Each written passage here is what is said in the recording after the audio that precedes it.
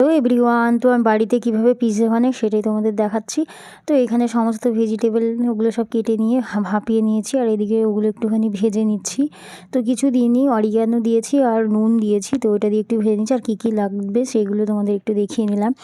তো আমি সিম্পলই করেছি। আর এদিকে পিৎজা বেসটার মধ্যে একটু বাটার লাগিয়ে নিলাম, তারপর একটু মিয়োনিজ দেবো, তারপরে পিৎজা সসটা দিয়ে যেই ভেজিটেবলসগুলো ইয়ে করে ভেজে রেখেছি তো সেগুলো তার উপরে দিয়ে দেবো। আর আমি চিজ দিইনি, চিজ ছাড়াই করেছি, কারণ চিজ বেশি খাওয়া ভালো না, তার জন্য চিজ দিইনি। আর ছেলের জন্যই বানাচ্ছি, আর বরের জন্য একটা বানিয়েছিলাম।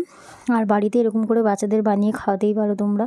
সবসময় তো আমাদের পক্ষে সম্ভব হয় না বাইরে অর্ডার করে তারপরে আবার পিৎজা খাওয়া, তো ঘরে বানিয়ে খাওয়ালে সেটা হেলদিও হয়। তো এদিকে আমি সমস্ত উপকরণের মধ্যে দিয়ে একটু অরিগানো দিয়ে দিলাম। আর এটার মধ্যেই করব, তো এর মধ্যে একটু বাটারটা লাগিয়ে নিচ্ছি যাতে লেগে না যায়।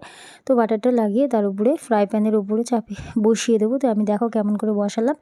তো তোমরা চাইলে এরকম করে ঘরে তৈরি করতে পারো। আর গ্যাসের ফ্লেমটা একটু লোতে করে দিয়েছি। তো কেমন হয়েছে? ভালো।